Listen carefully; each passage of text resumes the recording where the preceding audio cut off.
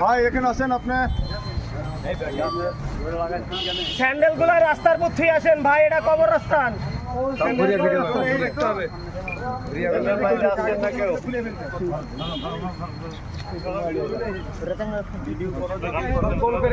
Video করে লিখতে নিতে হয়ে গেল।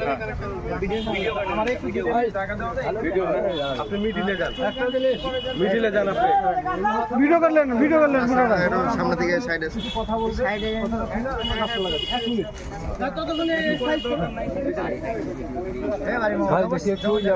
সবাই একটু কনসেন্ট্রেশন দেই।